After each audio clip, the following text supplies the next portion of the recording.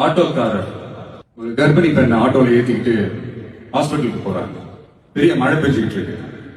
அப்ப அவர்கிட்ட இருந்த அந்த கொடைய அந்த கர்ப்பிணி பெண்ணை கிட்ட கொடுத்துட்டு இதை எடுத்துக்கிட்டு போமா அப்படின்னு சொல்றாங்க. அப்ப அந்த பொண்ணு சொல்றாங்க, ஆனா இது எப்படி நான் உங்ககிட்ட நான் திருப்பி கொடுக்கறது?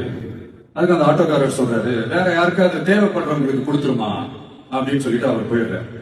அந்த கர்ப்பிணி பெண் அந்த கொடையை எடுத்துக்கிட்டு ஹாஸ்பிட்டல் வாசலுக்குள்ள போகும்போது அந்த வாசல்ல ஒரு பெரியவர் மழைக்கு பயந்துக்கிட்டு அப்படியே கை கட்டிக்கிட்டு நின்றுட்டு இருக்கிறார். அந்த கர்ப்பிணி பெண் அந்த கொடைய அந்த பெரியவர்கிட்ட கொடுத்து, ஐயா இதை எடுத்துட்டு போங்கய்யா அப்படின்னு சொல்றாங்க.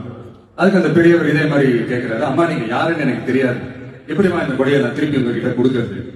அதுக்கு அந்த பொண்ணு சிரிச்சுக்கிட்டே சொல்றாங்க, வேற யாருக்காவது தேவைப்படுறவங்களுக்கு கொடுத்துருங்க ஐயா அப்படின்னு சொல்லிட்டு போயிடுறாங்க.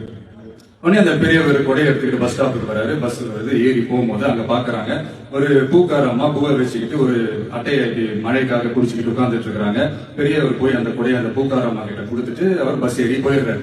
பூக்காரம்மா அந்த கொடையை எடுத்துக்கிட்டு வீட்டுக்கிட்ட வரும்போது அங்க ஒரு ஸ்கூல் படிக்கிற பொண்ணு பேக் எல்லாம் மாட்டிக்கிட்டு மழையில ஓடி வர்றாங்க. அவங்க போய் அந்த ஸ்கூல் பொண்ணு கிட்ட கொடையை கொடுத்துட்டு, மழையில நனையாதமா இதை எடுத்துக்கிட்டு போங்க அப்படின்னு சொல்றாங்க. அந்த பொண்ணு தேங்க்ஸ் அப்படின்னு சொல்லிட்டு வீட்டுக்கிட்ட வரும்போது அந்த பொண்ணோட அப்பா பதட்டத்தோட வாசல்ல நின்றுட்டு இருக்கிறாரு. பொண்ணு மழையில நனைஞ்சுக்கிட்டு வரணுமே அப்படின்ட்டு. அந்த அப்பா வேற யாரும் இல்ல, அந்த ஆட்டோக்காரர்.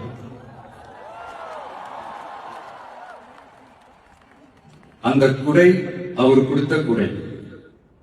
So the moral of the story is, முடிஞ்ச வரைக்கும் எல்லாருக்கும் சின்ன சின்னதா ஒரு நல்லது, சின்ன சின்னதா ஒரு ஹெல்ப் அது செஞ்சு இருந்து பாருங்க. லைஃப் ஒரு மாதிரி ஜாலியா இன்ட்ரெஸ்டிங்கா இருக்கும்.